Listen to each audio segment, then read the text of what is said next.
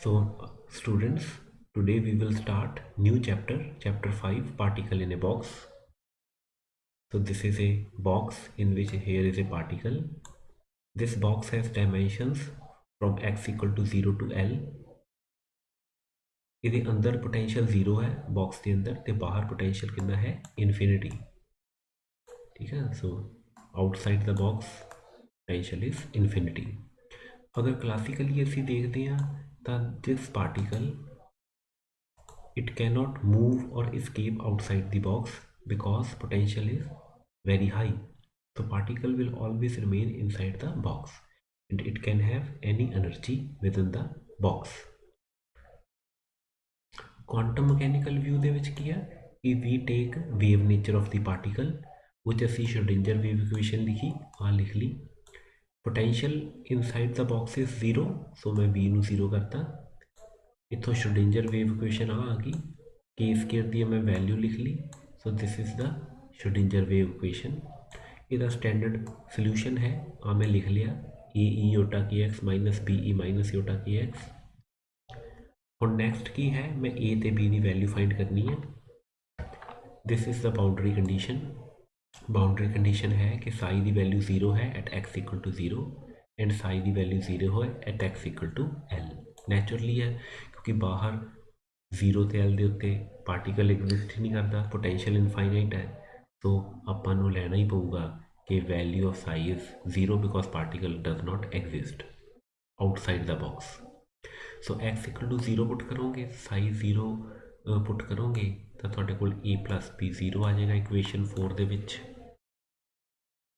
है ना. देखो इक्वेशन 4 च जे ਅਸੀਂ x ਨੂੰ 0 ਪੁੱਟ ਕਰਾਂਗੇ ਤਾਂ e Yotta k x into 0 1 आ जाएगा, आ भी 1 आ जाएगा, ये आ जाएगा, आ भी 0 आ जाएगा.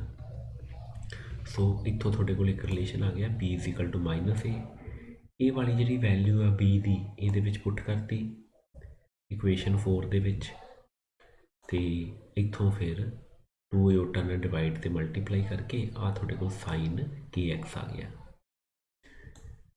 2 योटा ए नू सी लिख लिया. सो एक ये साई एक्स की इक्वेशन आ गई. सैकेंड बाउंड्री कंडीशन की है कि एक्स इक्वल टू एल के उत्ते भी साई 0 आ. ये पुट कर दो, जो पुट किया तो साई 0 आ तो साइन के एल एक्स की जगह एल आ गया 0. तो के एल इक्वल टू एन पाई उतों के दी आह वैल्यू कढ़ ली. ये के दी वैल्यू असी कंपेयर कर ली के स्केयर की वैल्यू जी इक्वेशन 3 सी.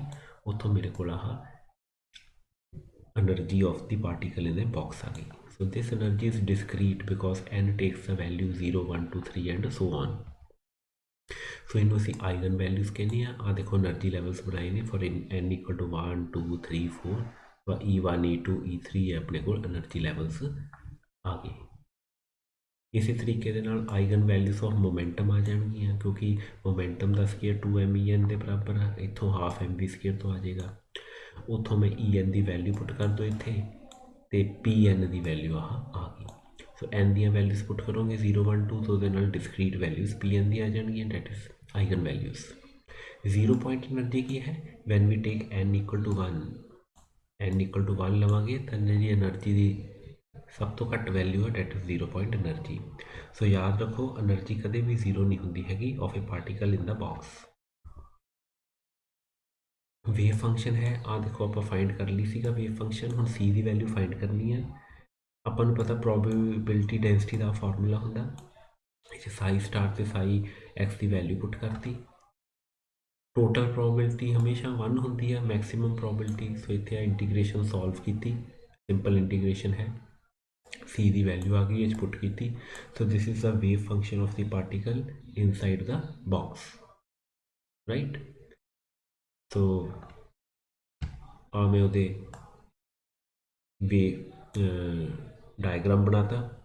जे साई 1 है एन 1 तो उस केस इस तरह का फिगर बनेगा या वेव बनेगी. जे साई 2 है वो सॉरी एन 2 है तो साइन 2 पाई एक्स तो इस तरह का, साइन 3 पाई एक्स इस तरह का. जो मैं प्रोबेबिलिटी डेंसिटी लवांगा तो ये स्केयर है तो सारे जिन्ने भी नैगेटिव है ऊपर चले जाएंगे. सो दिस इज प्रोबेबिलिटी डेंसिटी.